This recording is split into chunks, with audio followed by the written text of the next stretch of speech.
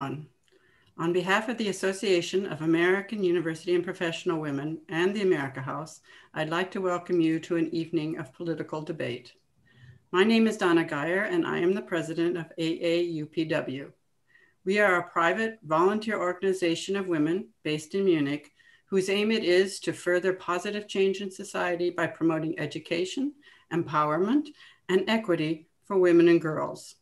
If you'd like to learn more about our group, I invite you to visit our website at aaupw.de. This is the 6th time that we have worked together with the amerikahaus to present a debate on the issues of major concern in the upcoming US presidential elections. The amerikahaus is an ideal partner for such an event, and it has once again been our pleasure to work with their staff. This year's national elections will take place on Tuesday, November 3rd. The two men running for the presidency as major party candidates are not new to us. Donald Trump has been in the White House for the past 3.5 years, and Joe Biden served not only as senator from Delaware for 36 years, but also as vice president for the 8 years of the Obama administration. But the times have changed tremendously since Joe Biden was vice president, and even since Donald Trump took the oath of office in January 2017. The single most cause for this is, of course, the COVID-19 pandemic and the challenges it poses both to public health and the economy. Yet there are also many other crucial issues, such as the true state of race religions in the United States in the wake of the killing of George Floyd, our relations with China in connection with the current trade war and the crackdown on Hong Kong, climate change, healthcare, immigration reform, voting rights. A citizen's right to vote is the bedrock of our democracy, of any democracy. The vote is, to quote the late John Lewis, the most powerful nonviolent tool we have. And we must use that tool, exercise that right. That right has not always been a given for all Americans. It is important to note that this election, 2020, marks the 100th anniversary of the first election in which women were allowed to vote in the United States, thanks to the passage and ratification of the 19th Constitutional Amendment in 1920. Therefore, I want to take this moment to urge my fellow US citizens who have not yet registered to vote for this election to do so immediately. For Americans living overseas, it is necessary to register with your state in each election year. You can easily register and request an absentee ballot at one of the following websites. The Federal Voter Assistance Program at fvap.gov, or at overseasvotefoundation.org, or at votefromabroad.org. The deadline to register with each state, the deadlines vary, but they're all coming up very, very soon, so act now. Now, it's my pleasure to introduce you to the participants in tonight's debate. Representing the Republican position of President Donald Trump is Dr. George Weinberg. Dr. Weinberg is a member of Republican Overseas Advisory Committee International and serves as Executive Director of Republicans Overseas Germany.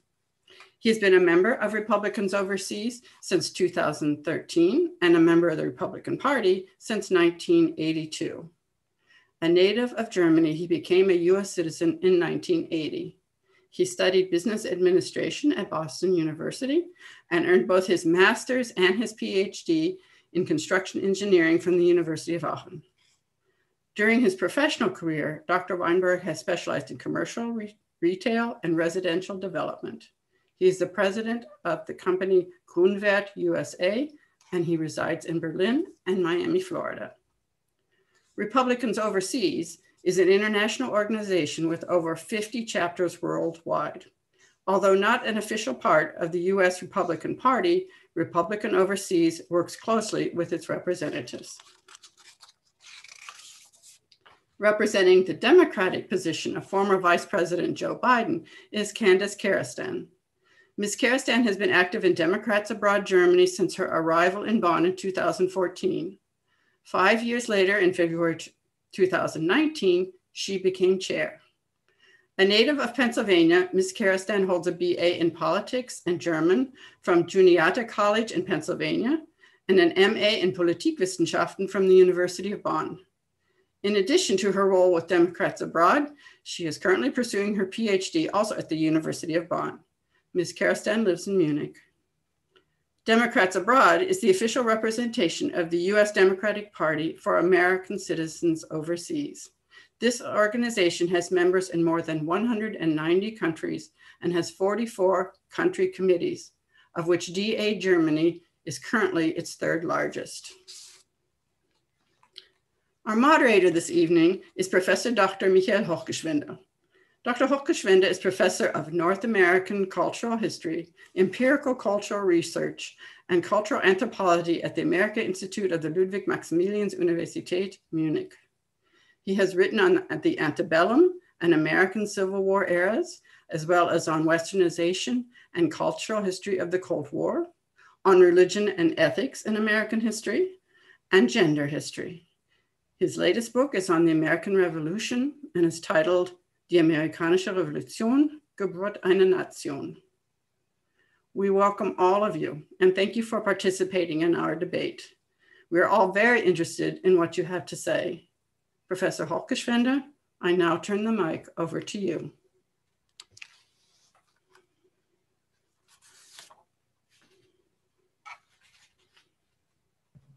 Thank you very much, Donna. And I want to thank you and the staff of the amerikahaus for organizing this event, especially Dominik Raab and Joanna King, who are the specific organizers here in our group. And I just want to shortly introduce you into the rules and regulations of our discussion, because we live under a relatively strict time regime. Therefore, we start with opening remarks by Candice Kerestan and George Weinberg, about 3 minutes for everybody of them. And then I start with my questions, first of all, with some actual problems, domestic problems of the United States.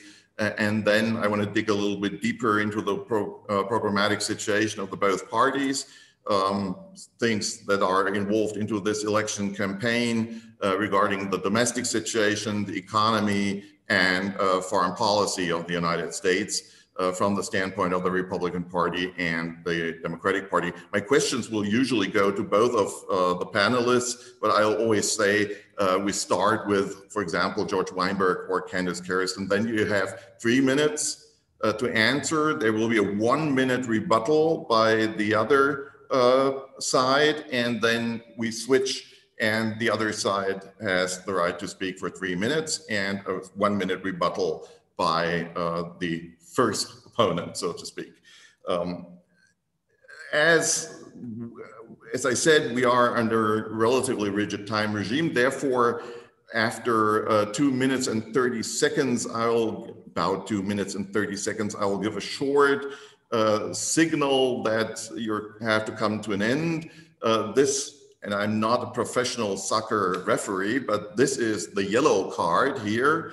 It's a bookmark. It's the yellow card. And after 3 minutes, I'll show the red card, and then you have the right to finish your sentence, and your honorable opponent will go on and speak the rebuttal.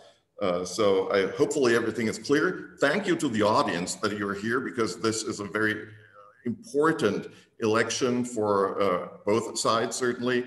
And now I think we may start.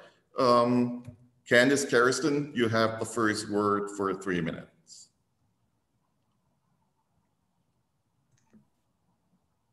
All right, good evening, everyone, and thank you for the warm introductions. Before we get too deep into discussion, I did want to extend my gratitude to the amerikahaus and also to the AAUPW for organizing the debate and inviting me to join. When I was asked to participate, I was told that the focus of the event would rest on policy, not necessarily on the work of Democrats abroad or on Republicans overseas. I do, however, just want to take a moment to stress that these two organizations are not the same. As Mrs. Geyer mentioned, Democrats Abroad is an official arm of the Democratic Party comprised of US citizens. In Germany, we're represented in over 30 cities and have dedicated volunteers discussing the issues and helping Americans vote, regardless of party even. In contrast, Republicans overseas, a 527 organization similar to a super PAC, is largely comprised of non-US citizens, many of whom fundraise for Trump and will peddle whatever conspiracy theory necessary in the hopes of one day rising in his ranks. But as agreed to, I realize that we want to dive into the candidates' policies and plans to address America's most pressing issues, of which there are many. From getting a hold on the pandemic, to establishing long overdue racial justice, to combating climate change, the effects of which currently have the West Coast in flames. From the start of his 2020 presidential campaign and throughout his entire political career, Joe Biden has acted. When he sees a problem, he acts. He doesn't deny that the problem's there. He doesn't downplay its severity. He doesn't jump to blaming others. He simply acts. Guided by facts and in a calm, rational, and compassionate manner, this type of leadership, frankly, any leadership, is exactly what's been lacking in the US.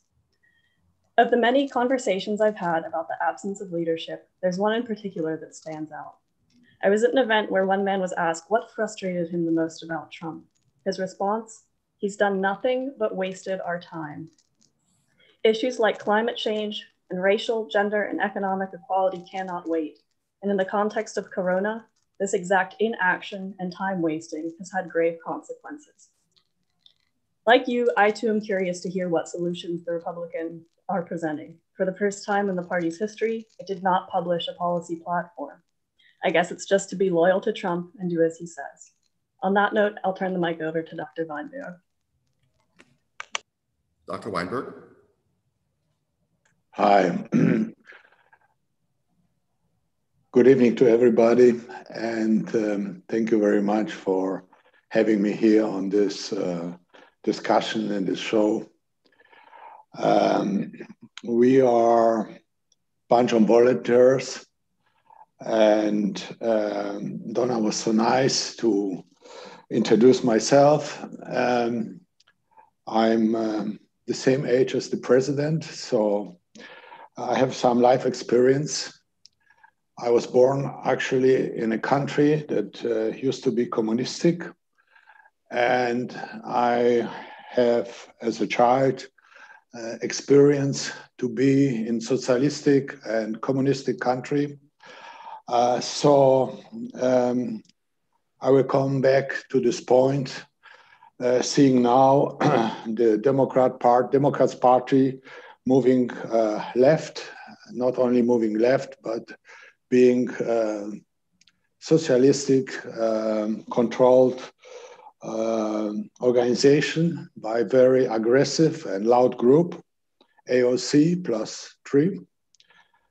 And I really believe that these elections are very, very important elections. These elections are about the future of United States, and as well about the future of the whole world. Since United States, to my experience, have been all the years example of democracy, of right judgment, and of freedom for individuals and prosperity.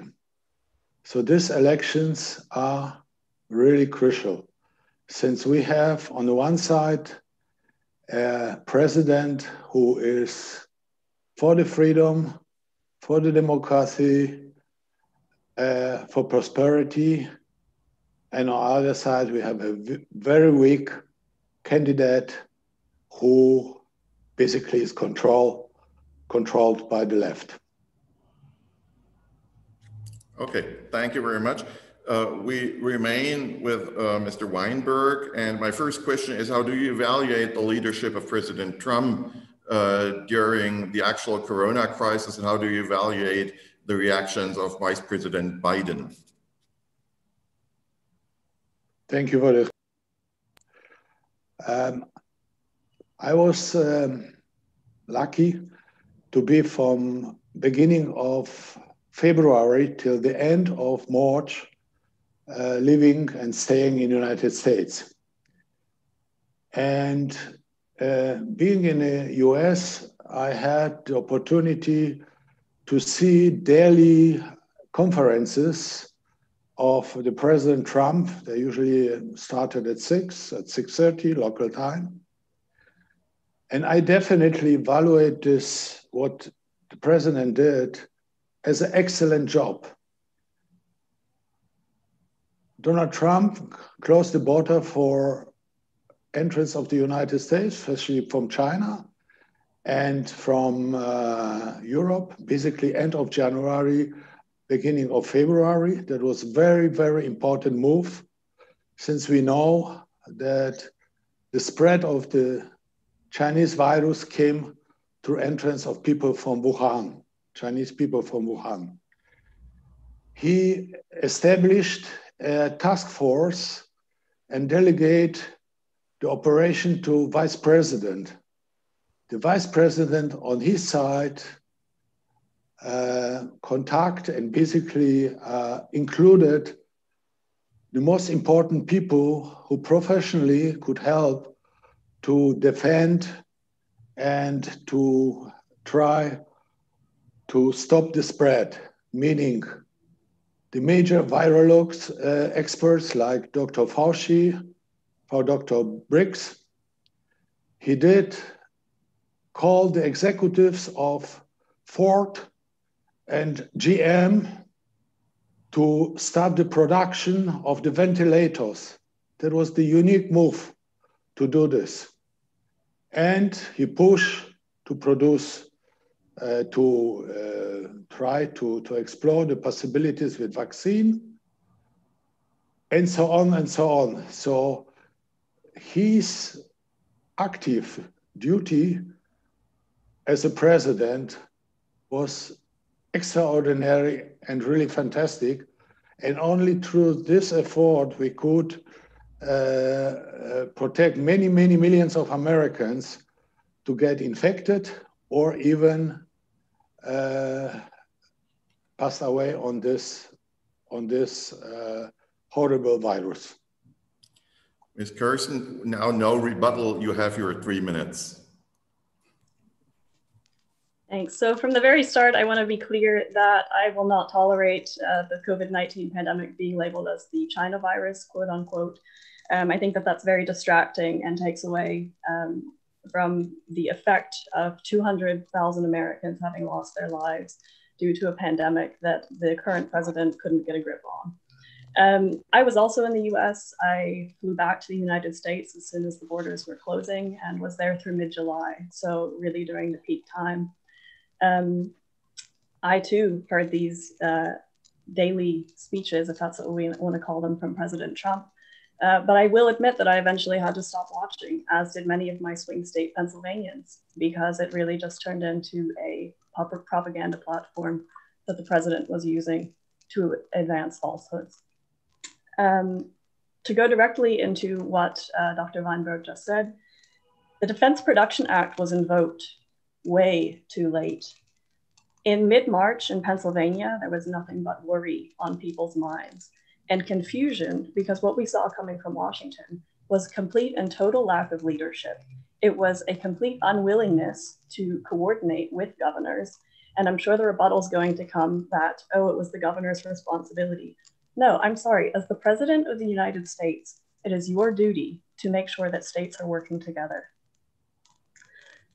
It got to the point that one of your own, Dr. Weinberg, Larry Hogan, Republican governor of Maryland, has to go into the Washington Post begging for President Trump to do something with an article fighting alone. Where does that get us? That gets us to where we are today. Half a year later, 200,000 people dead who didn't need to be, and still we're without a plan. We're without a complete lack of plan from the current administration.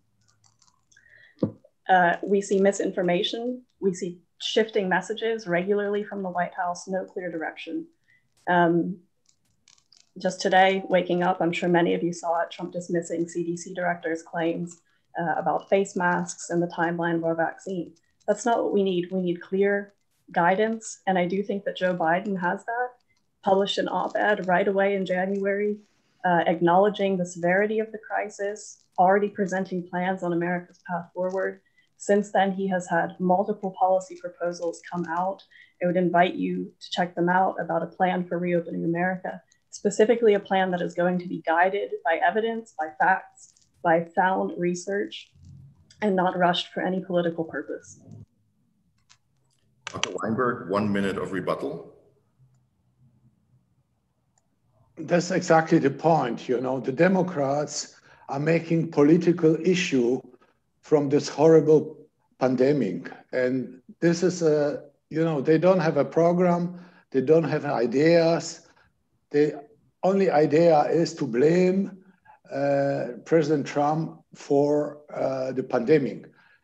And I don't know, Candice, which channel that you have been watching, but the channel that I was watching, I saw that the governor from New York, Cuomo, was praising Donald Trump for help, for action. He was thankful. Donald Trump did send the ship, the Red Cross ship, military ship, to New York. He did the same with California. The ship in New York even was not used since Cuomo was able to establish some hospital entities with help of the federal government. So Cuomo was praising him. The governor from New Jersey was praising the Trump for the help. And now 3 months later, 4 months later, shortly for the elections. Can I jump into my rebuttal now? Yep, 1 minute of rebuttal for Ms. Kerestan. Thank you. So I just wanted to say, along with this, Andrew Cuomo single-handedly guided New York through the corona pandemic. He was on the phone. People were watching Cuomo's press conferences, not Trump's. That was what true leadership looked like. He was on the phone every day. His entire team, legislative team, was on the phone every day, talking with people in Germany, talking with people in China, talking with people around the world, trying to get the necessary resources that couldn't be found in the United States at that time. One reason being that Trump didn't invoke the Defense Production Act in a timely manner. So at the end of the day, Andrew Cuomo did, and I will acknowledge that, did have some accolades for Donald Trump. But the fact is that governors had to, you know, fight with each other to get what they needed. Thank you very much. We have another actual problem in the United States. We have two other actual problems, but I will start with the one that is very much on the news in these days. The forest fires at the American West Coast, and very much combined with those fires, the question of climate change and environmental policy. Therefore, I will start with Ms. Kerestan. What are the approaches of the Democratic Party and Vice President Biden regarding the what is perceived as an actual environmental crisis in the United States and worldwide?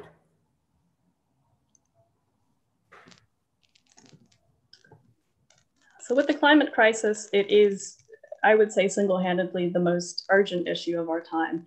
And I think that the Democratic Party overall, also embodied by our current presidential candidate, Joe Biden, embrace that idea, recognize the threat. And the Republican Party is largely, you know, still on the defensive, claiming that it's a hoax, claiming that it still isn't, you know, it isn't real, it's not having an impact.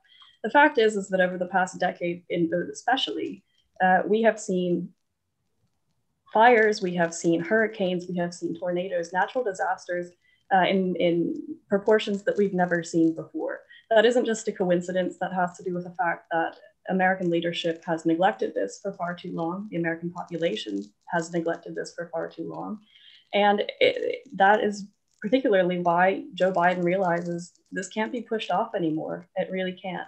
It also goes hand in hand with his economic approach to kind of kickstarting the economy following the tremendous job loss that the Trump administration has caused through their mismanagement of countless things, most recently Corona. Investing in green energy, investing in different types of power, investing in our infrastructure, that goes hand in hand with putting the United States forward, addressing climate problems. We need to be as proactive as we can be rather than reactionary at this point. And I think that that's the policy that is really coming forward with the Democrats. Thank you. Dr. Weinberg, you have 3 minutes. Well, Vice President Biden was for 47 years as a government employees. The question is, if now he's so much for the Green Deal, what he did in the last 47 years? I think he did nothing, zero. His policy now is only to catch some young voters' votes.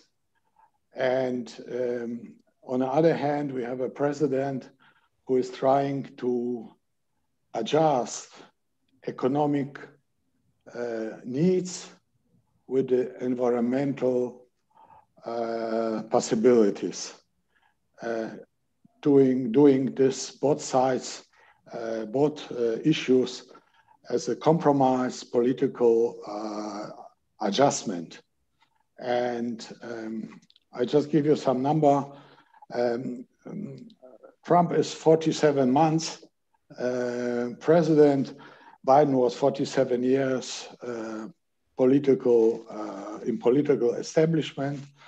During the 47 months of Donald Trump, the economic growth was like, or production output was 17%, and the air cleanness was down or better for 10%. Donald Trump did started some environmental projects like the pipeline for oil from Alaska to South, what is absolutely advantageous. We know what's going on with the vessels full of oil. This transportation is much more dangerous than pushing oil to the pipelines and so on. So it's not true that Trump is doing nothing for the environment. Ms. Kerestan, 1 minute rebuttal. Oh, he's doing a lot for the environment, but not in its favor. And I'm glad that you brought up air quality, because I'm not sure if you've seen these pictures coming out of the West Coast where it looks basically like a nuclear bomb just went off and the skies are entirely red and you can't see past the ash. That, is an instance of where our air quality is right now. And we, again, have seen this inaction that I mentioned at the beginning. President Trump didn't even want to go to California to acknowledge that this was happening and speak to the people of California.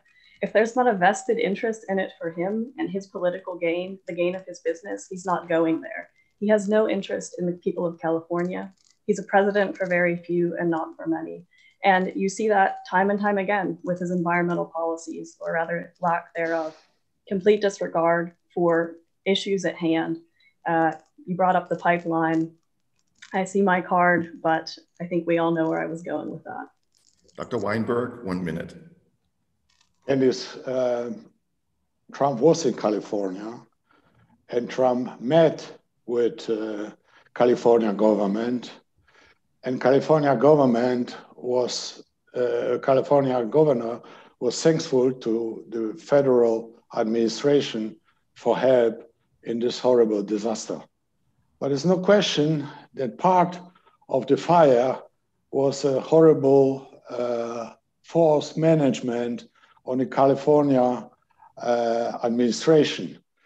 And it was a big mistake to push the development so close to the forest. And Candice, don't forget that 90% of the forest is under management of the California administration.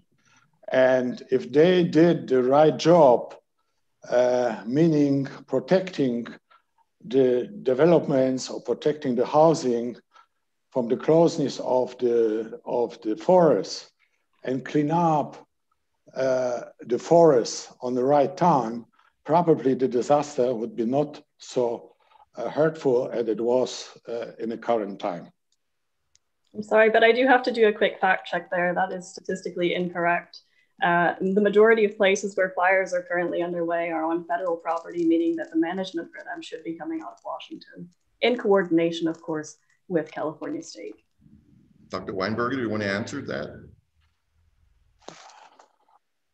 Sure. I mean, generally, President of United States or the U.S. government is responsible for foreign politic, for military, and not for the forest management. The forest management is managed by the states. And on the top, the environmental laws are basically or mostly done by the state legislator and not for the federal administration. Well, you can't have any foreign policy if you don't have a country to govern and resources to have. So at the end of the day, presidents have a lot of responsibility, mainly taking care of their people, of which forest management is, believe it or not, a part.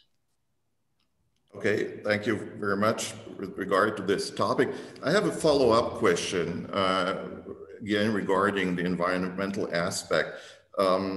During the presidency of Donald Trump, especially the Environmental Protection Agency was very active in driving back regulations or in deregulating environmental aspects in the United States. Dr. Weinberg, what is the core of this environmental politics of the Republican Party? And the question to Candice Kerestan, what are the aims of the Democratic Party regarding environmental policy for the upcoming future? Dr. Weinberg. Well, as I stated, the Republican Party or the Trump government is basically trying to adjust the needs between economy, jobs, and environment. Under Trump is United States energy independent. That means that different energy sources or energy providers do provide this to the economy.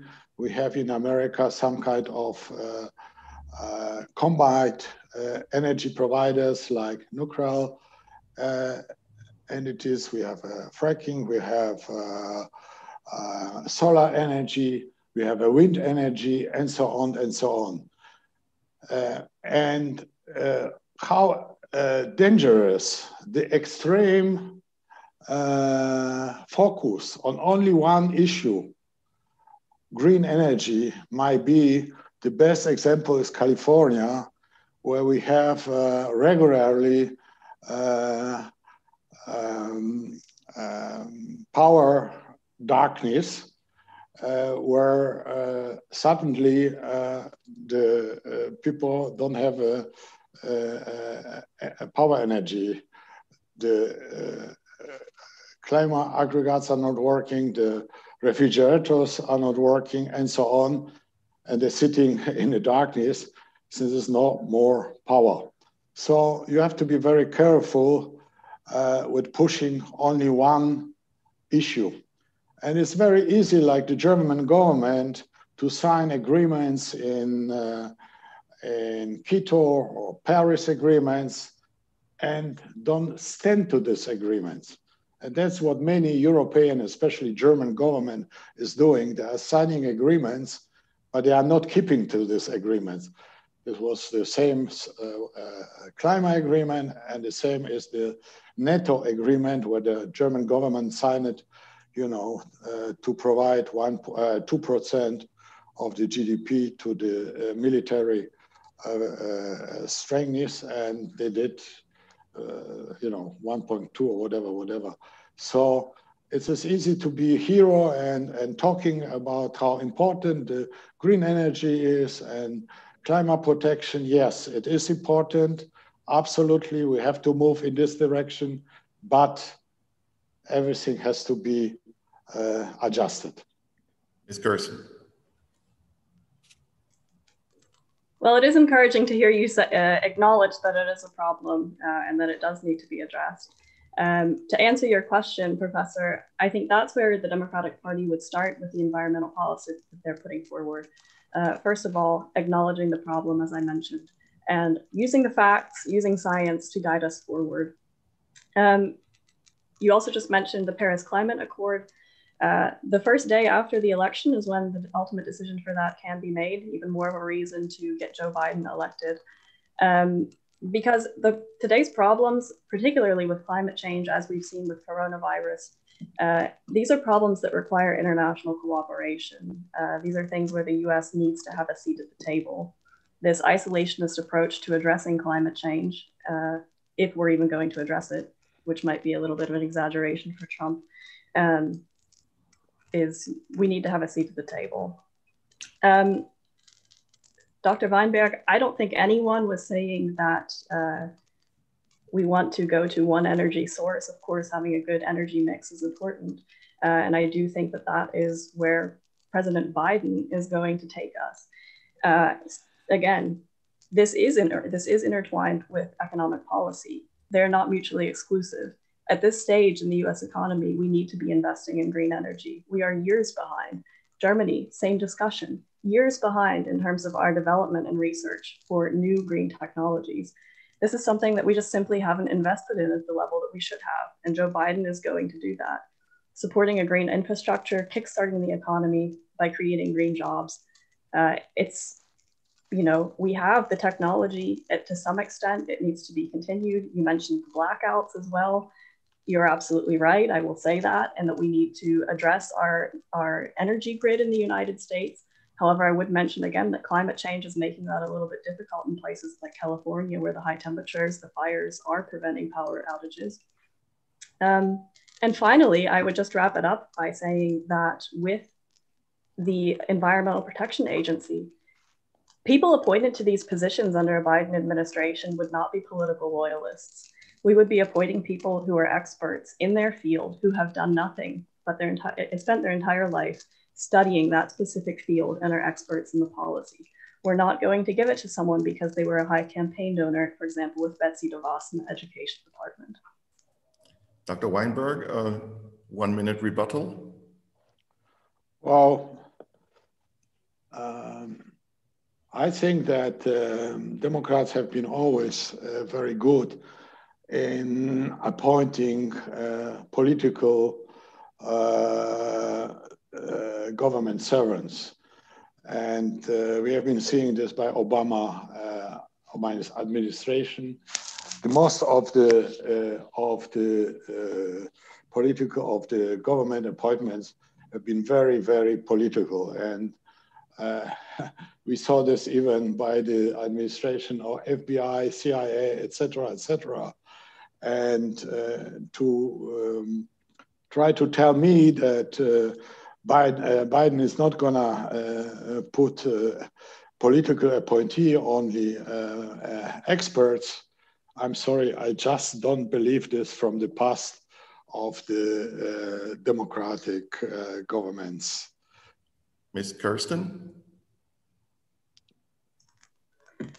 I can tell you that what you didn't see in the Obama administration was completely unqualified people being appointed to hold enormous amounts of responsibility that would impact the daily lives of many Americans.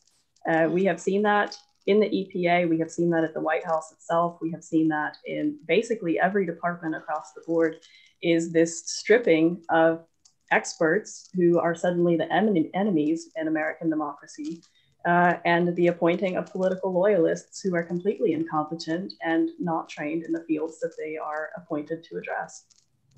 Thank you. Perhaps using my position as moderator of this debate, I want to just add from the historian's point of view that political appointments are quite usual and normal in the United States for both sides of the aisle.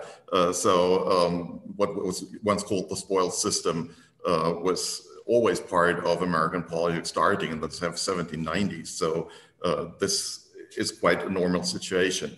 One might argue the question how specifically experts are put into the position, but this is another point.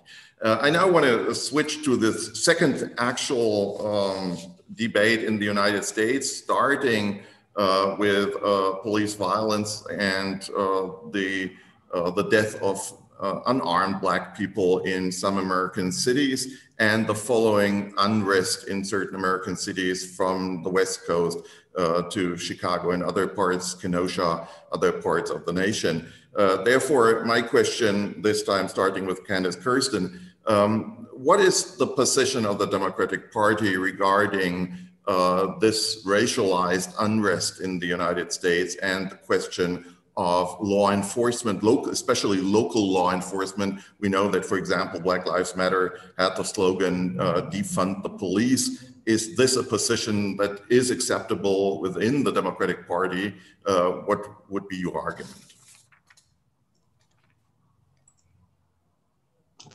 So I think that first and foremost, we need to break down the term defunding the police. What is meant by that is the reallocation of tax dollars of city budgets, specifically for projects locally, social services, housing, Meals on Wheels programs, down to the things that really impact people's lives. What has happened in the United States, particularly since the late 1970s, 1980s, and has been a steady process upwards, is that funding in the police specifically, who I would just like to add, we have the utmost respect for. It is a job that certainly can be very stressful, very dangerous. But there is a certain questioning, as there should be, whether that's with the police, whether that is with education, military spending, how that money is being directed. And we've seen a continuous rise into the police forces at the expense of many other social services. We have seen money be taken away from education. We have seen money be taken away from health services and funneled into the police service. So that specifically is an issue that I agree needs to be debated a little bit more intensely in the American population. How do we want to approach our police systems? What we have seen, however, and this is not a new problem, we have seen time and time again, countless African Americans and other minorities be victims of police violence that is completely unwarranted. The fear that African Americans have to live in the United States, especially male African Americans, and as we've also seen with Breonna Taylor, it's unimaginable, I have to admit, and it is something that in this day and age should not be a fear in the United States. So it is a larger issue that we need to discuss, absolutely. But first and foremost, we need to acknowledge that Black lives do matter. Every human being is a human being, regardless of the color of their skin, who they love, what level of education or income they have. A person is a person, and it's about time that our president starts acknowledging that. Dr. Weinberg. Well, I strongly believe that not only Black life matter, but white life matter, etc., etc. And we had in the last, first of all, the racial riots. It's nothing new. It doesn't happen first by Donald Trump. It's happened by almost every president. And I personally, and I said this before, I would hug every person in uniform, policeman, fireman, soldier, man or woman. They are really making care that we are safe. And I strongly believe that this situation that we have now with riots, with burning buildings, with destroying businesses, Black businesses, it is a horrible situation. And please don't forget that police is always called, it is some place is trouble. And the police has the right to arrest people and take them to the custody. And every time the police is arriving, we have a situation where is some conflict. And again, I said this before, I personally would like to hug every person in uniform, policeman, fireman, And soldier, for me, this is the people, they are idealists, they are not making a lot of money, they are risking their life for our safety. And this is very important. And to play the game with Black Lives Matter, what Mr. Biden did, he never said anything for many months on riots and burning businesses, black business and so on, is, in my opinion, it's ridiculous. Ms. Kerestan, your 1 minute rebuttal. Well, I think that if you want to talk about radicalism in the United States, specifically in relation to racial injustices that have been happening since our country's foundation, those have been exacerbated by President Trump's language. Time and time again, even before the start of his presidency with the birther movement. And we saw that again at Charlottesville, where he would not condemn the actions of white supremacists. And we just recently saw it again in Wisconsin. It's a complete and utter refusal to say that certain actions are wrong. And speaking of radicalism, I did just want to read a quote from the Republican Overseas Germany press spokesperson. After the George Floyd murder, this tweet went out on social media. So Dr. Weinberg, I'd be curious to hear what you have to say about that. To remember a crackhead criminal who died because of a heart attack after a cop touched him a little bit too strong. Dr. Weinberg? Well, I don't know what kind of quote you just said. The fact is that the death of Mr. Floyd was a tragic experience. However, to make from Mr. Floyd a national hero, it is for me a little bit too much. He was drugged, he was rejecting to go to the police custody, and so to make Mr. every death, somebody is drugged or somebody is drunk or whatever, it is horrible. Sorry, but being on drugs or being... It is horrible. It is horrible. Let me finish. He was drugged, and now we have a medical examination, and it's still not very clear that he passed away on the overdoses or drug or by the police influence. They're gonna be lawsuit. They wanna be experts, and then we will find out what caused his death. However, any death in a police custody or whatever is not good. It's terrible. But to make from Mr. Floyd, who was basically a criminal from his past, a hero, it's just ridiculous. Your minute is done.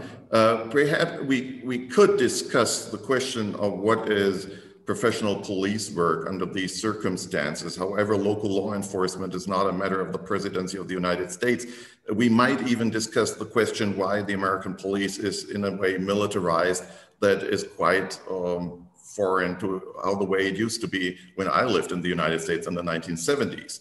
So things seem to have changed. But what I missed to say in the beginning of this discussion, we'll have a short break at 7:50 because Donna Gaia and the AAUPW have prepared a short intermission, have prepared a pre-recorded presentation on the Electoral College, which will take about 10 minutes, and we'll return to our discussion after these 10 minutes. Thank you very much for the discussion till now. And I will return to Donna Gaia.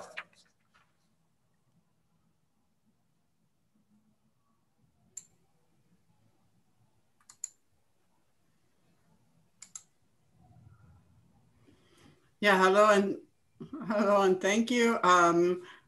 Let the cameras roll.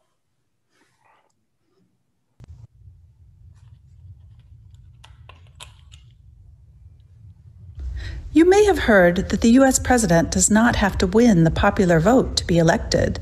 He or she only needs to win in the Electoral College. But do you know why that is and how it works? This video will hopefully help you to understand the Electoral College, why it was formed, and why it's still around. Presidents and vice presidents are not elected by a popular vote in the United States. When we enter the voting booth to cast our ballots, we are not voting directly for the president, although it is the candidates' names that appear on the ballot, but rather for a slate of electors who will vote on our behalf. The political parties in each state select their electors to represent the voters of their state, and the party whose nominee won the most votes gets to send their slate of electors to vote for their presidential candidate. In the process of setting up a new democratic form of government, the Founding Fathers created a system of checks and balances between three co-equal branches of government: the executive, the legislative, and the judicial. There was an early proposal to allow the legislative branch to elect the president, but they ultimately decided for a stricter separation of powers. At the same time, the Founding Fathers were concerned that the average American, unaware of political issues, perhaps shouldn't be trusted to make good decisions about who should be president. Putting electors between the population and this very important decision served as a sort of control, which is perhaps why the Constitution does not stipulate that the electors are required to vote for the candidate that they pledge to vote for.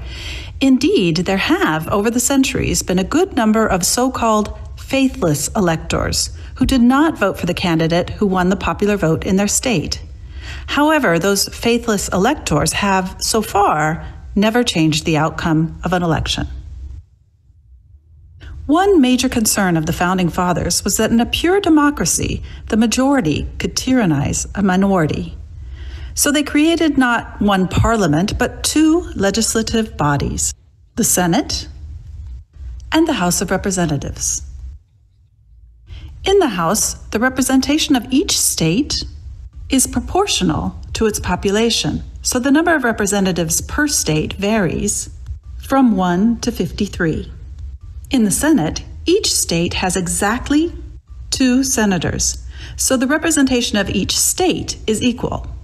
The idea was to ensure that smaller states would not be overrun by larger states, and the needs of the smaller states would be addressed.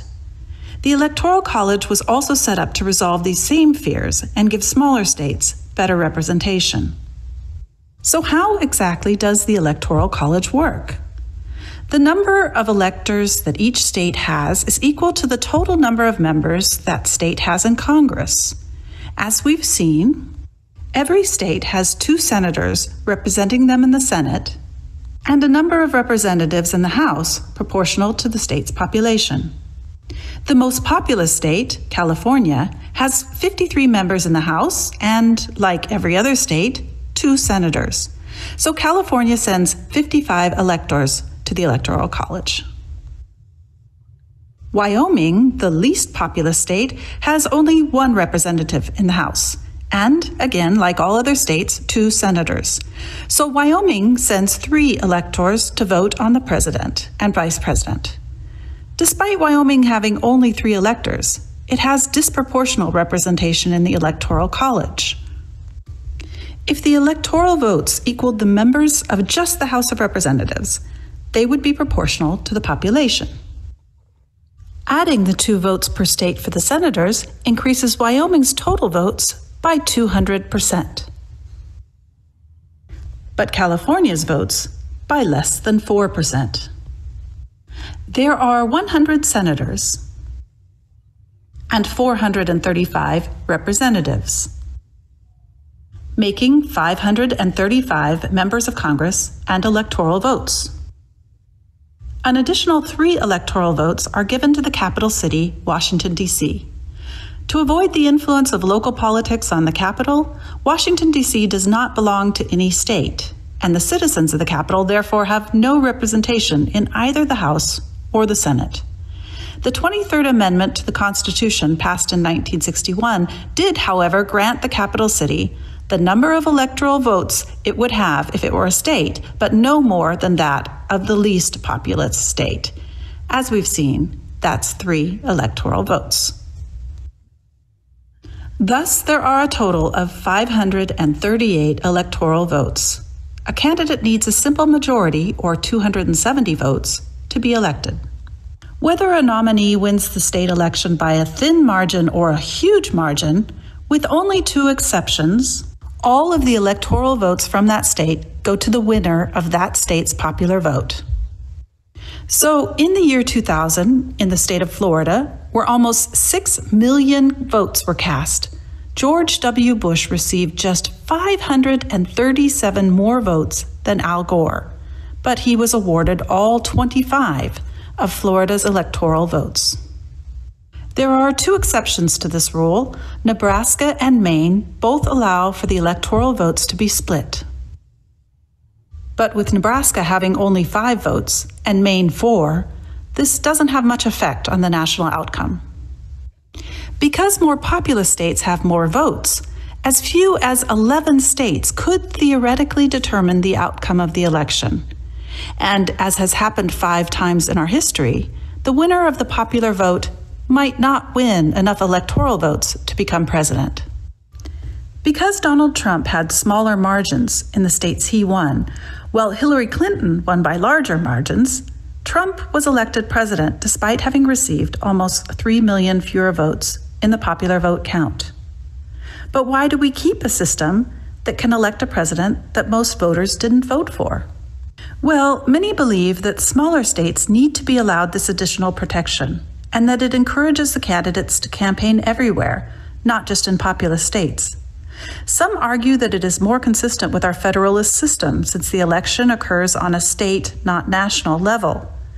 And many see it as a means of strengthening the 2-party system, which is, they claim, more stable than a multi-party system. Opponents, on the other hand, argue that the system is antiquated and that a popular vote would be more democratic. They believe that the Electoral College discourages voting in states in which one political party dominates, and that the presidential campaigns are now only focusing on the few swing states and would in fact have to campaign more broadly to ensure a popular vote win. Indeed, nothing in the Constitution as it stands today has been more contentious. There have been 700 attempts at legislation to amend or abolish the Electoral College. But amending the Constitution is hard. It requires a supermajority in Congress, meaning that 2/3 of the members of both houses must approve it, and then it further has to be ratified by 3/4 of the states.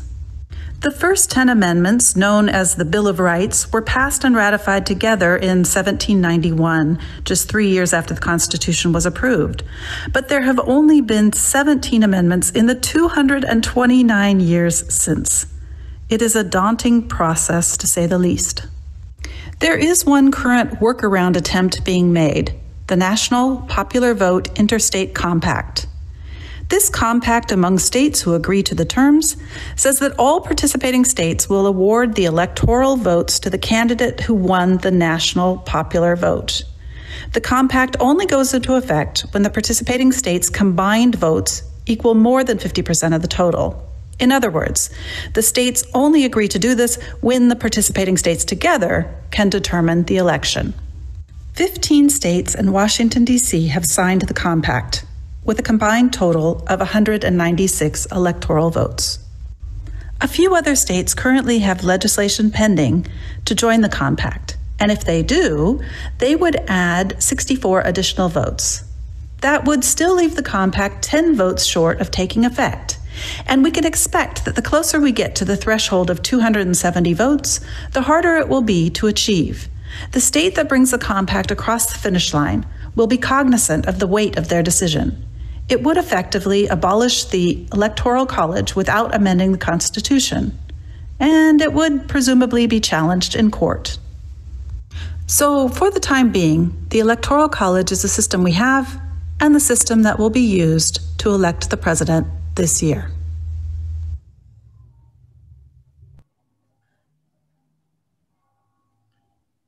Thank you, Donna. Welcome back, everybody. Thank you for this information regarding the Electoral College and the voting system in the United States. Might be helpful for enrolling into the vote. So let's return to our discussion. And I start with a question to George Weinberg. What's the tax plan? Because this is something voters are always interested in. What's the tax plan of the Republican Party, and what's the plan of the Republican Party to diminish the national debt, or to reframe the question, what happened to good old fiscal conservatism within the Republican Party? Well, thank you for this question. However, I'm not running for the office. So what the current president, I think, positively did is that, he was deregulated some stupid regulation in the past. He strengthened the economy of the United States. He rebuilt the military, and his big achievement was to create 7 million new jobs. Unfortunately, to this pandemic, some of the jobs have been gone. He created 2 million manufacturing jobs in US, and the previous administration, Obama-Biden administration, was claiming that the manufacturing jobs it's not going to be coming back to the United States. The unemployment, and we're talking about before the pandemic, went to 3%, was a very, very absolutely lowest unemployment number in the current times. And so I think that the current administration, especially the president, Donald Trump, was the most successful president since Abraham Lincoln in the United States.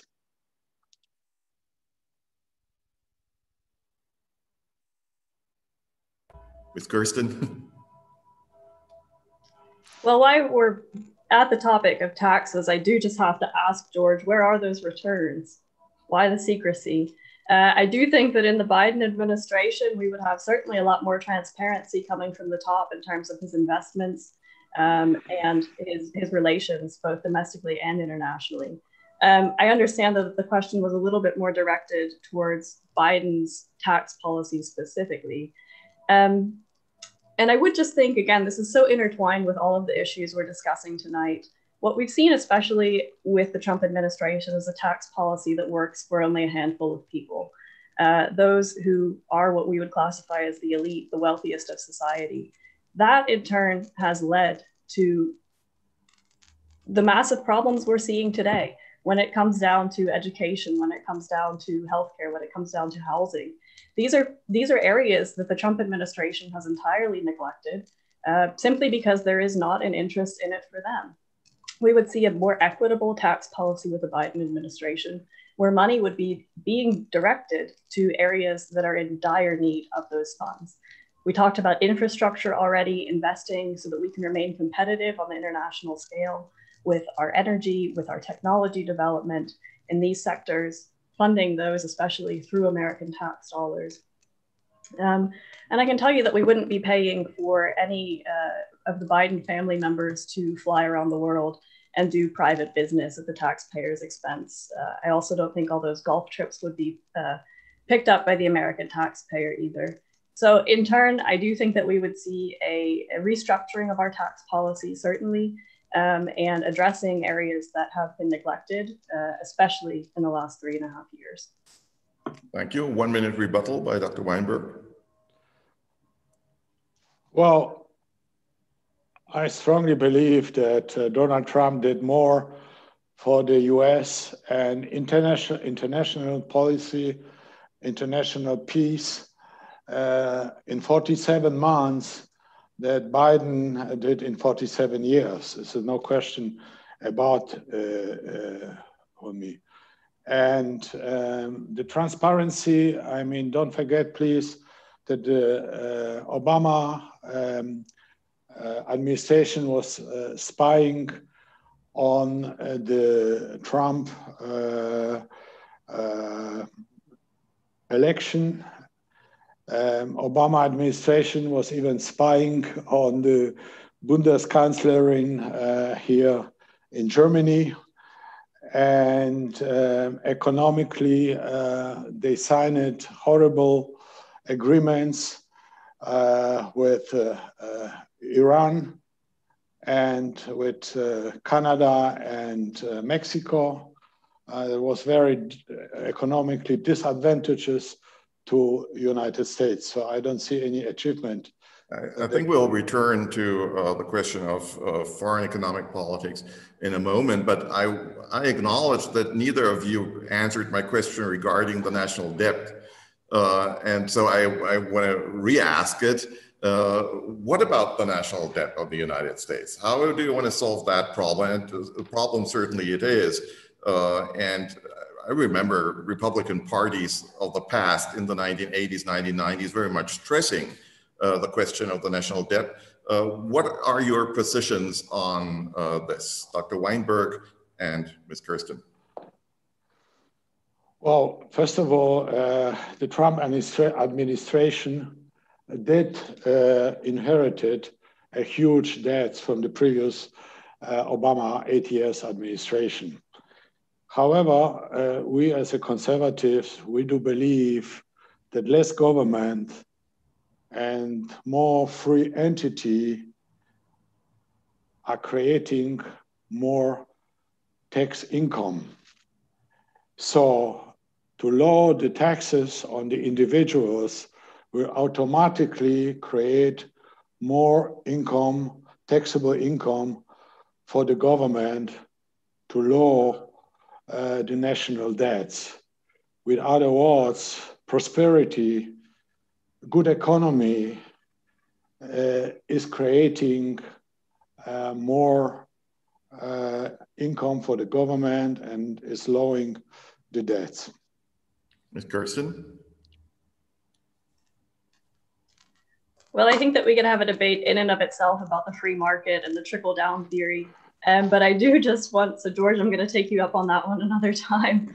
But I do think that everything at the moment especially needs to be considered in the context of Corona. We had 20 million jobs, over 20 million jobs lost since the start of the Corona crisis. And that is intertwined with our national debt and how we're going to approach both of these issues that go hand in hand. Again, and I've said it before, and I do think that this is really the basis of what Vice President, soon to be President Biden is suggesting. And that is that we need to reinvest in ourselves. I think that we would agree to some degree that the United States has neglected a lot of its domestic policies. And it's time that we reinvest in our people. There will be revenue coming then from income taxes, spending, and so forth, corporate taxes, although not so heavily if we get Trump for a second term, but that's not going to happen. I think that we need to figure out what we're going to do with these 20 million people before we can really even start talking about how we're going to approach the national debt. Thank you. Just one short remark regarding what Dr. Weinberg just said. Perhaps, yes, I understand that you have to deal with the heritage of the Obama administration, but regarding the national debt, for example, it started in the 1970s and it accumulated since the 1980s. So this is not only heritage of the Obama government, but this is another question. You already mentioned those matters that were very important in the early phase of the Trump presidency, and I think they will be again important over the course of the next presidency, whoever the president might be. International economic relations. Classically or traditionally, the Republican Party stood for economic internationalism. And not all NAFTA, for example, was under the Clinton administration, but the Bush administration, the Bush II administration, dealt with NAFTA as well. So economic internationalism was an integral part of the economic politics of the policy of the Republican Party, and it was as well of an integral part of a majority of the Democratic Party. Both parties had wings that were more nationalist, yet the majority was internationalist. Where do you see the future of international economic agreements, international economic politics, with regard especially to the People's Republic of China and the European Union, from a Republican standpoint, from a Democratic standpoint? Dr. Weinberg, Candice Kerestan. Oh, that was, again, a typical argument the other side. Pandemic created unemployment, but that wasn't the economy. Before the pandemic happened, before the China virus came to the United States, the United States under Donald Trump was prospering. We had the lowest unemployment since, I think, many years, at least 60 years. The unemployment was around 3%. By Obama administration, Democratic administration, the unemployment was much higher. And so the current administration really created jobs, created prosperity, and so on and so on. Can you repeat to me the question? My question was not whether, I don't even want to say that the Trump administration was not successful in reconstructing American economics over the first 3 years. And you're right, the pandemic did bring a lot of problems on the employment market. Yet my question is, what is the future outlook regarding the international economic policies and politics of the United States with regard, for example, to their most important trading partners, the European Community, the European Union, or the People's Republic of China, Canada, Mexico, former NAFTA? What are the prospects, the future prospects? Because we don't vote in 2016, we vote in 2020. What are the prospects of a Republican-led administration for the next 4 years? Okay, thank you for repeating the question. I just got lost. Well, the major issue is not exporting the jobs overseas. And that is the main strategy of the current administration, to bring the jobs back to the United States and least to create fair conditions. The conditions worldwide are not fair. If somebody in Pakistan is making $14 weekly, and the American factory worker is making hourly $30, he cannot compete with somebody who is on the production assembly in Pakistan. So the main issue, or the main goal of the Trump administration is to create equal opportunities, especially to develop equal trading conditions and not rip off the United States. America is protecting the whole free world with the military, and this has to end. The other countries, they have to increase the defense budgets and so on and so on. Finally, it has to be fair. America is no more the rich uncle from overseas that can restore problems, national problems in each country. So that's what this administration is really doing, and I think so far pretty successful doing. Thank you, Ms. Kerestan.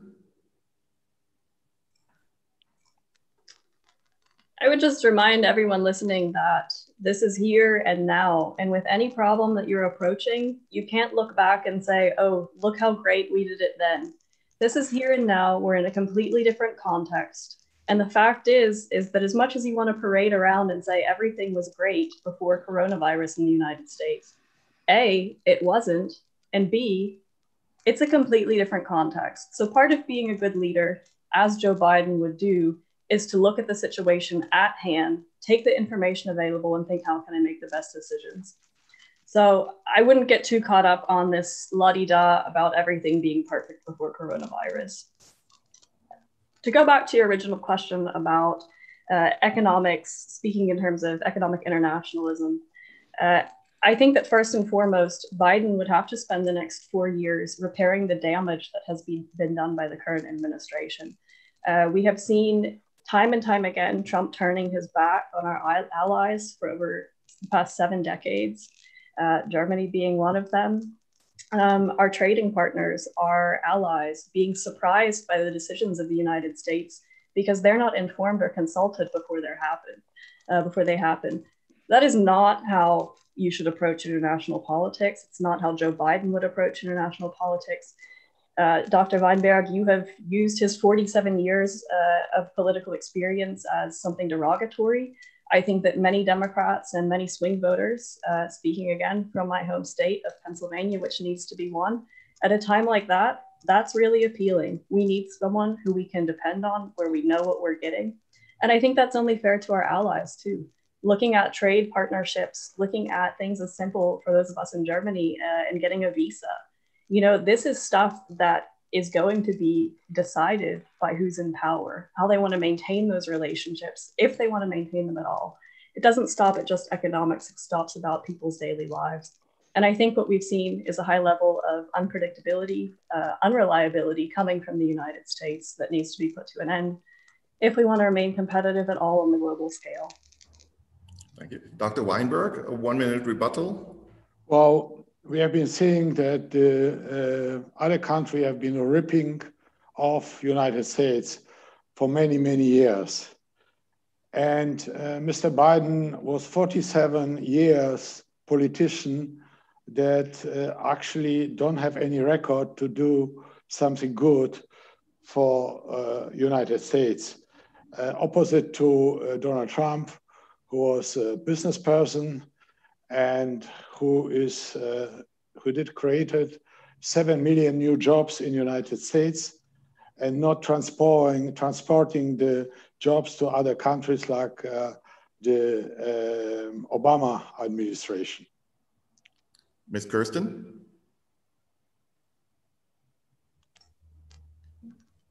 Again, I think that we can find common ground in saying that we should be redirecting a lot of attention to the United States, which, as I've mentioned, Biden's policy platform put forward would do.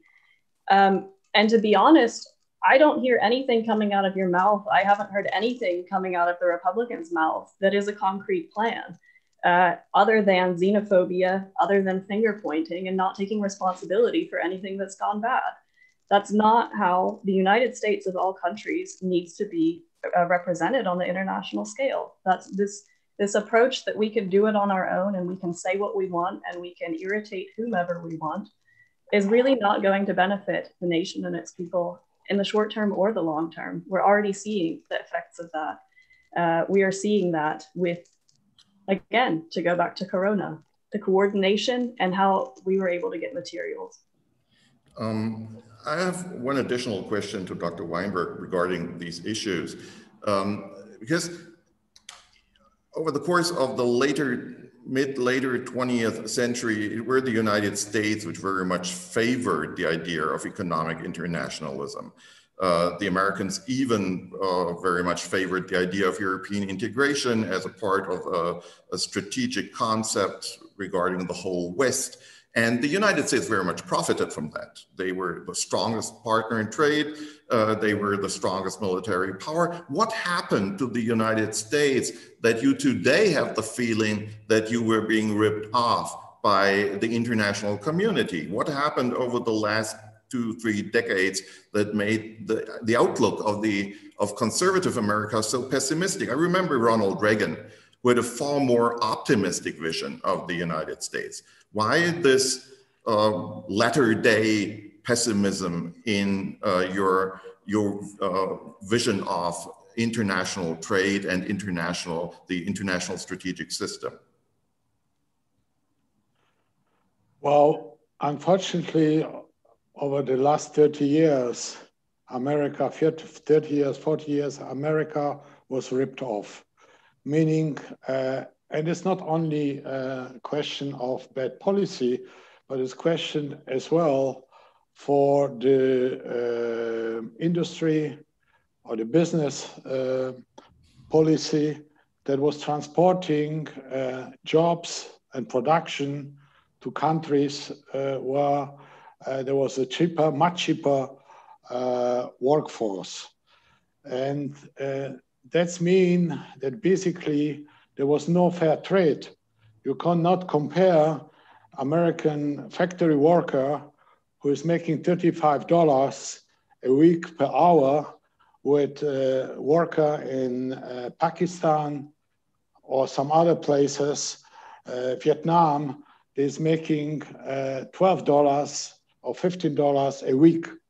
And that was the major problem, not only from the point of view of corrupt politicians, most of them on the Democratic side, but as well, unfortunately, from the industry leader and business leaders.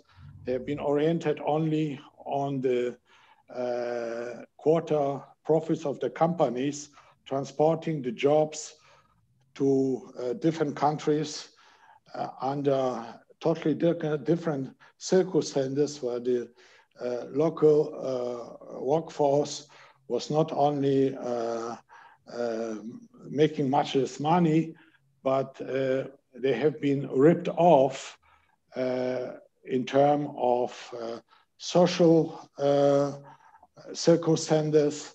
They did produce in a very unhealthy environment, and some of the local business people have been profitable on this policy. Big corporation in the United States, unfortunately, as well. And the jobs, the manufacturing jobs, have been exported to these development countries. And that was now under Trump administration, bringing some of the manufacturing jobs back to the United States. We're talking about, I think, 1.5 million or 2 million manufacturing jobs that have been now under Trump administration being established back in the United States. Kerestan.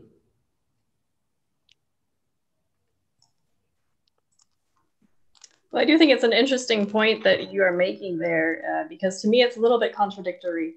On the one hand, I fully agree with you that the exploitation that has happened, not just by the United States, but by many developed countries in the underdeveloped world, is not appropriate, and we do need to steer away from that 100%. However, I do think that it's a bit surprising that on the one hand, you're saying the poor worker in Pakistan who makes 40 hours a week, when people who run businesses like the Trumps have directly profited from these policies and in fact done nothing to change them, because they are the ones, again, who have a vested interest in it for themselves and in the materials that they're producing. Let's start with Trump campaign materials, many of them coming from Southeast Asia, China.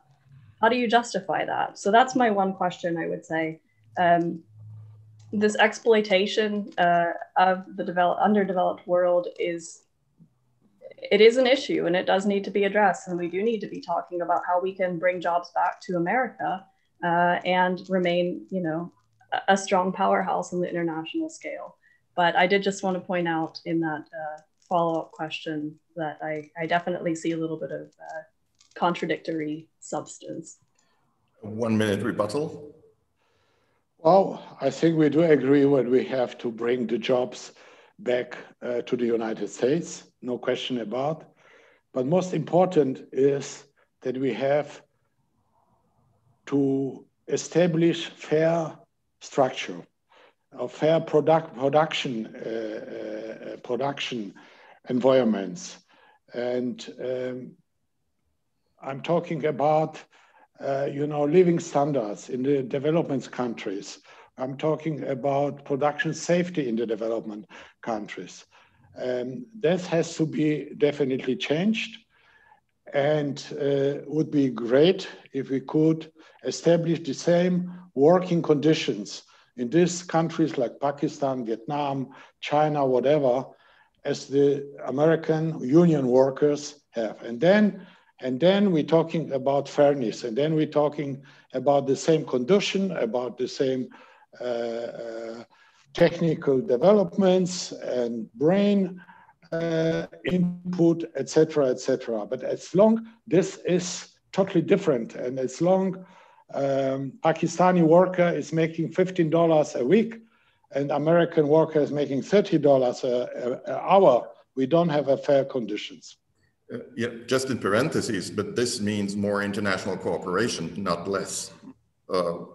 Just one remark from my side. I will now open the discussion because one of the first questions from the audience has reached me, and I want to just tell the audience you have the possibility to take part in the chat. Joanna King will send the question to me, and I will present them to our two panelists. Therefore, just ask whenever you are interested in a question.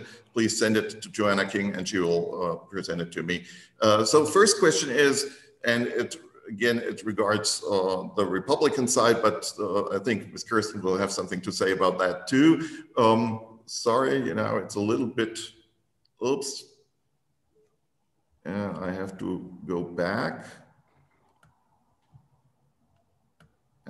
Okay, what is Donald Trump's healthcare plan? Is he going to eliminate coverage of pre-existing conditions? He wants to eliminate the ACA, but so far has offered no alternative. Your position, Dr. Weinberg, your position, Ms. Kerestan. Well, first of all, the health system in the United States is a big problem. There's no question about. However, don't forget, please, that Donald Trump, as a business person, is president of the United States for 47 months. And Biden was 47 years vice president, politicians, and 8 years vice president. However, what we see now, Trump has a plan for the future, but what he did so far was going behind the pharmaceutical industry. The pharmaceutical industry is ripping off the Americans. It's no question about. And this issue has been very strongly addressed by Donald Trump. And my wife, as we have been in the United States, got some eye problems. So he went to the eye doctor, and she got prescription for a special salve for the eyes. She went to the drugstore. He was paying $220 for the little tube. The same tube she had the problems with the eyes recently. She bought in Germany for €8. So you see the huge difference in the medication and basically in the drugs costs that the pharma industry is basically ripping off the Americans. And that Donald Trump wanted to address. The prescription drugs have been lowered at least for 15% right now. He's not finished yet with the pharmaceutical industry. And he has a program for the insurance companies and medical professions to work on a fair level for the patients and for the people of the United States. But please don't forget, Donald Trump was 47 months president, and he is not responsible for last 40 years, 50 years of corrupt politicians from both sides, unfortunately, and he cannot fix it, everything in 47 months. I hope he's gonna have a change to be re-elected for the next 4 years, and then we will see. He has a program. He wants to change a lot in the health system that is messed up in the last 40, 50 years. Ms. Kerestan. I would then again have to ask, though, if we're really going to fix the healthcare system in the United States, be that with patient care, be that with the pharmaceutical industry, we need something that's a little bit more concrete. And we haven't seen that. We see generalities coming from the Trump administration. We see finger pointing. And that's really not going to get us anywhere. We need a plan. And we have that with Joe Biden. We have someone who prioritizes healthcare, prioritized it even before the corona crisis. And I do think that it will be a priority. He has said that it is going to be a priority, that our essential workers who were so instrumental in getting us as far as we've come with the coronavirus won't just be treated like essential workers during a crisis, but rather that work at all levels, not just doctors, but people working in retirement homes, nurses will be recognized for the valuable work that they are doing. To go back to care, I think that in the United States right now, and it sounds like along the same lines of your wife's €8 prescription, it's a problem. And in the United States, it's also, bound with class. It's as simple as that. If you are born with a birth defect, if you fall and you are a minimum wage worker and you break your back, what do you do other than rack up medical bills? We saw that. I was reading an article about someone who got coronavirus in March, a restaurant worker, $40,000 in debt, simply because something happened to them that they didn't have control of. And it's about time that the American population, led by the Democratic Party, says that enough of this is enough. We need to address healthcare before we can start focusing on other issues. You won't have a healthy population if you have people constantly worried about how they're going to pay their medical bills, what's going to happen to them. That's just really not a sustainable approach to people's health, first and foremost, but also having a functioning and sustainable economy. Thank you. The 1 minute rebuttal I want to use to specifically ask again the question, what about the elimination of the coverage of pre-existing conditions? Because I think that's very important for many Americans regarding healthcare issues. Therefore, please, could you specifically, and this has nothing to do with the 47-month Mr. Trump is president of the United States, it's a concrete question. Dr. Weinberg. Well, first of all, Donald Trump, to answer directly your question, he wants to include in his health program the pre-existing conditions. No, the only issue is that the Democrats right now, especially Kamala Harris, is promoting a socialistic kind of health insurance. 160 million Americans have private insurance, and they are happy with this insurance. The insurance is working pretty well.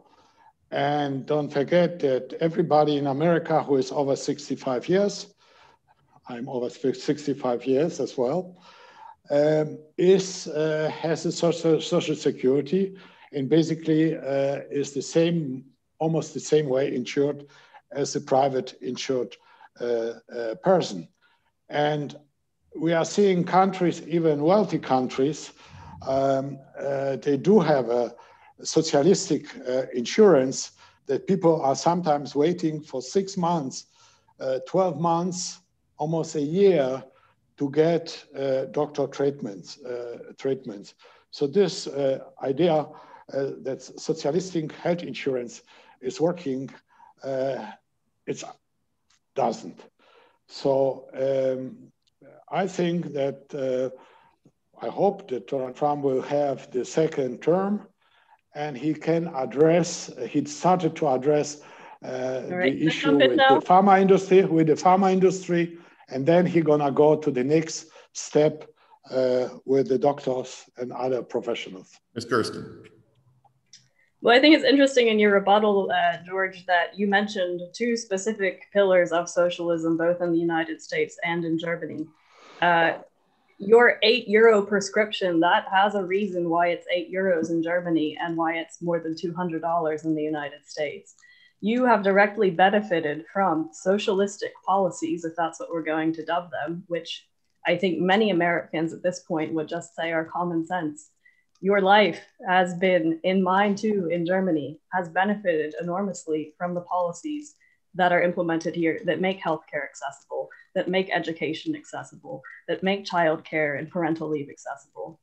And I also did just want to mention the Social Security Administration. That is about as socialistic as it gets in the United States. People have been paying into the system and are getting their money back. If we want to go back to tax issues, the American population has been paying and paying and paying into a system and not reaping any benefits from it, to be frank. I hear that many times on my visits back home to Pennsylvania. It's about time that the tax dollars start coming back and being reinvested in our healthcare system, especially. Thank you very much. I have a second question from our audience, and I'll just read it. Question 2, as a geologist who worked in Southern Oregon where these climate change induced fires are occurring, I have this question to George Weinberg. How can someone like Donald Trump, who is completely ignorant when it comes to science, can make his ignorant claim that climate change is a hoax when 97% or more of climate scientists researching this change worldwide say that we are now and have been experiencing is the result of human-induced climate change. Science has given our modern world. So the question is quite clear. How do you answer to that? Well, the current administration, especially Donald Trump, is not ignoring totally the climate change. He is working on that as well, but doing this in a careful way.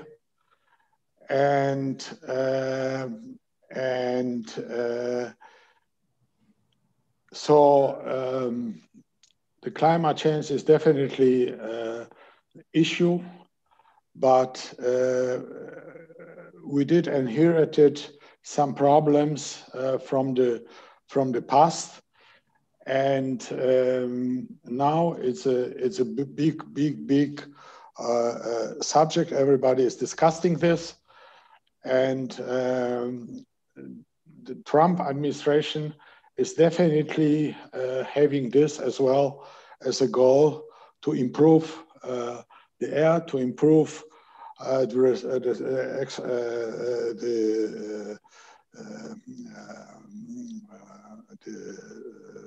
management of the sources, and you cannot say that. But basically, a lot of these regulations are local regulations. They are state regulation, and they are not involving immediately the federal government. You have to deal this very carefully. You have to adjust the environmental problems with the jobs, with the prosperity, and so on. Thank you. Ms. Kerestan? I would just say that a lot of this legislation, the states, the local governments do play a role in it. But again, that is something where this leadership and this willingness to cooperate is so essential. We haven't seen that. To be very blunt with my words, Oregon, California, Washington, at this point in time, not a political priority for President Trump. He is the president for people whom he wants to be president for. Everyone else, especially if you're voting Democratic, not worth his time. I did just want to say along the lines of the rhetoric coming out of the administration as well, and what that says about their climate policy, which obviously, as we discussed, is related to the severe fires in the West right now. They took the climate change page down from their website. We have seen the manipulation of data with climate policy. We have seen that numerous times, unfortunately, with the COVID numbers coming in. And at the end of the day, what it comes down to is that if it's a problem that you can't make a buck off of, it's not worth President Trump's time. A 1 minute rebuttal, Dr. Weinberg. Well, I strongly believe that this administration do recognize the environmental problems, and but is doing this carefully and adjustedly. You have to have some kind of balance between jobs, prosperity, and environment. And that's what this current administration, this adjustment and this balance is following. There's no question about. Ms. Kerestan, 1 minute. I don't have too much, really that much new to add about climate policy. I think that the facts are that this has not been a priority for the past 3.5 years. In fact, we've seen massive reversals of policy that was taking us in the right direction to remain competitive on the international scale, to help the American people get through the natural disasters and the intensified natural disasters that are going to continue heading our way for the foreseeable future. Again, said it before, I'll say it again, but inaction, dismissal of the problem, pretending it's not there, that's not what we need right now. And unfortunately, that's all we've seen with climate change from the Trump administration. Thank you very much. We are running out of time. And I have a lot of questions. I have some questions from the audience, a lot of questions for myself, but I won't be able to ask them all. You see, there are a lot of topics we could deal with. I have just one final question and begging you for a very short answer because we're in Germany. Therefore, I have to ask this. What do you think is the prospect for American-German relations over the next 4 years under a Trump administration, be a Biden administration? Let's start with Ms. Kerestan.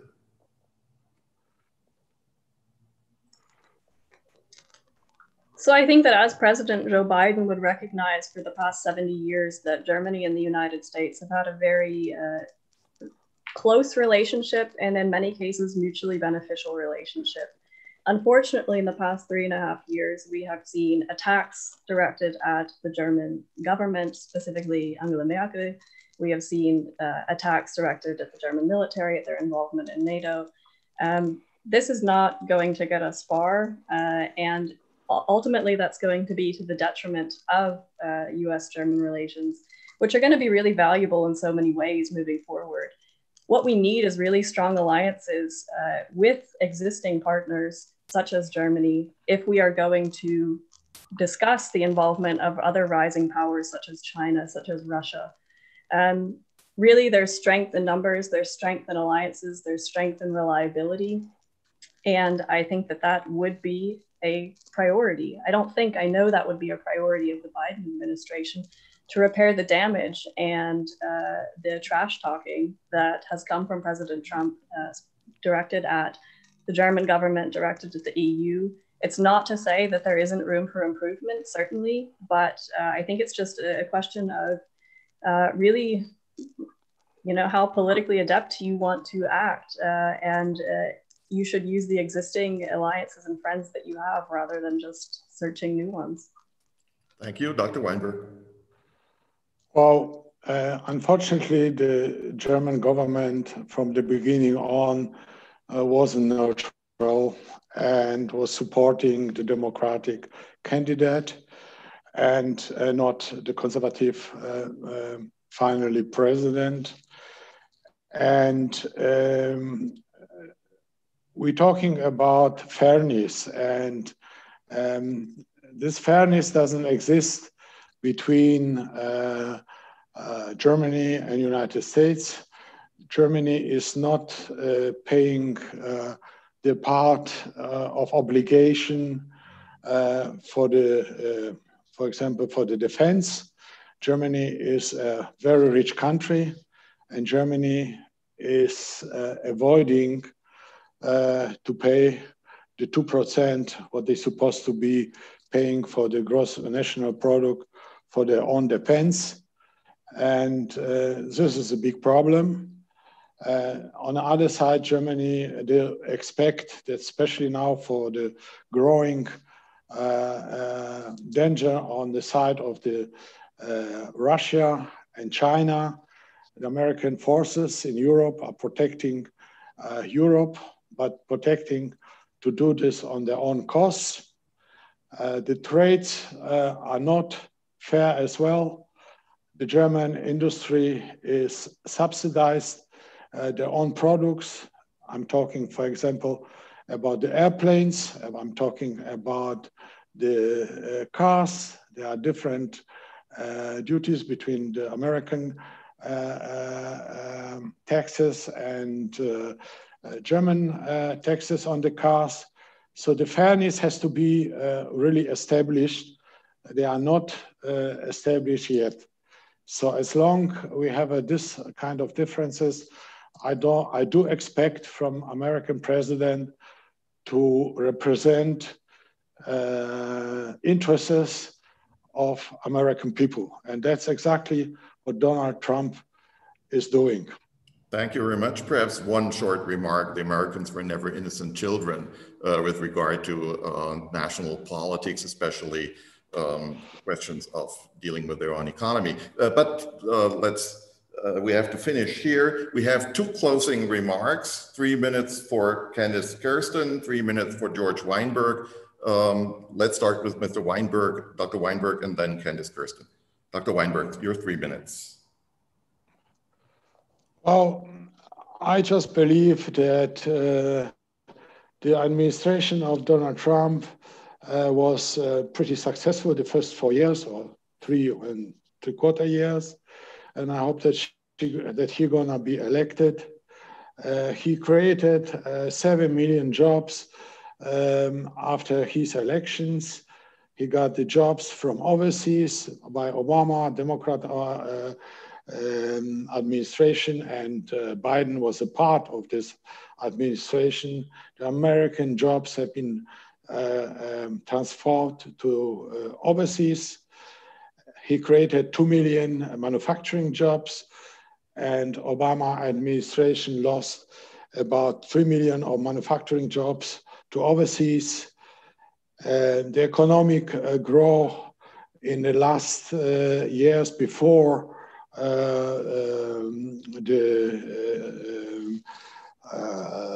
China virus was 3%. That was on the records.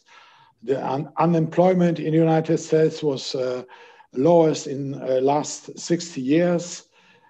And the household income hit the highest level ever recorded. African American unemployment has recently achieved the lowest rate ever recorded. The same with the Hispanic Americans. Woman unemployment reached the lowest rate in the 65 years. We're talking before the China virus. And he created incredible employments. He got rid of stupid regulations, and he internationally created fair agreements. Finally, with Mexico and Canada, he got rid of this horrible agreement that Obama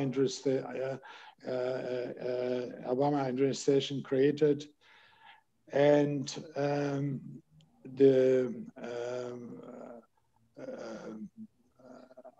he finally was taking approach against China, and they're ripping off the United States. So internationally, he really started to do things that the previous Democratic Obama-Biden administration wasn't taking care of it. Thank you. Ms. Kerestan. So there are really 3 points that I want to drive home as we wrap up tonight's discussion. First and foremost, I want to remind everyone, especially Republicans overseas, the Republican Party, this is here and now. Again, rattling off lists of everything that you think was great in the past is not going to make everything great in the future. And what I have seen from the Republican Party, what the American people are experiencing from the Republican Party, is a lack of a plan. It's a lack of leadership. Unfortunately, this conversation has largely stuck by speaking in generalities about Trump did this, Trump did that. That's not going to get us anywhere. And that ties into my second message, which is this is not normal. And as an American living abroad who is regularly asked what is going on in the United States, as I'm sure many of you watching have also experienced, this isn't normal. This isn't how politics should be done. This isn't how adults behave, let alone the president of the United States. And it's about time that we get someone in power who can finally govern. That's what we need. We need someone who can govern, who can lead, and who can unite, especially in times like these. What we've seen from the Trump administration that we didn't touch upon too heavily this evening is the massive attack on democracy that really is at the hands of voters on November 3rd. Are we going to continue to allow to have a president in power who mocks people with disabilities, who takes little action, no action when it comes to the racial and gender and economic inequalities happening in the United States? The answer is no, and we need to stop speaking in these generalities that Trump will make everything better. We are living in Trump's administration after 3.5 years, and I can tell you that things sure as hell are not good in the United States. And that leads me to my third point that I would leave everyone with this evening, and that is to please vote. If Democrats show up on November 3rd, including those living overseas, those with double citizenship, if we show up, we will win. So please make sure that you're voting on November 3rd. Head to votefromabroad.org or one of the websites that Donna mentioned, and please register to vote and come to us if you need help. Thank you. Okay, thank you very much. I don't even want to try to wrap up the whole discussion. I think you understood that there's a lot at stake in these elections, as every time, election time in the United States. I just want to thank the both panelists, Candice Kerestan from the Democrats Abroad and Dr. George Weinberg from the Republicans Abroad for a lively discussion. And everybody understood that there are different opinions at work. I want to thank Joanna King and Dominique Rabe from the amerikahaus for their valuable support. And I really want to thank Donna Gaia for having this idea and for inviting me as being the moderator of this discussion. And with these short words, I want to give back to Donna Gaia.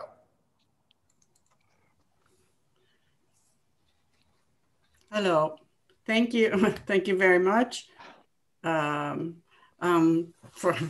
all. And on behalf of AEPUW, I would like to thank all the participants, Candice Kerestan, Dr. George Weinberg, and of course, Professor Dr. Michael Hochgeschwinde. It was great for you to engage in this. And I think one thing has become clear, we could easily do 3 of these debates because a lot of topics were not even covered. And you can see why the presidential debates that will be held in the United States, why they are so important and that they do need several of them. I also want to thank the amerikahaus for its help in making this possible. Also, especially to Dominique Rabe and Joanna King, and because their support was so crucial in putting this together. And I'd also like to repeat what Candice said and urge everyone to vote, because we have a right. We have this privilege and we just must. To know the will of the people, you must vote and express that. So thank you for watching our debate. And now I'd like to turn it over to the amerikahaus. Thank you very much, Donna Gaia. Thank you to the Association of American University and Professional Women for being our partners in organizing this event. Thank you everyone to the audience who took part in participating. Thank you so much, Professor Hochgeschwinde, Dr. Weinberg, Ms. Kerestan. It was a very lively, wonderful debate. You can still find this on our YouTube channel. If you would like to subscribe to our YouTube channel, you can watch our further events. We have a further event coming up this next Monday with Jan Werner Müller from Princeton University on Monday, the 21st. And follow our YouTube channel, follow our social media accounts, Instagram and Facebook. We are there posting all of our events, and you can take a look at our website for other further events. So thank you very much, everybody. Enjoy your evening.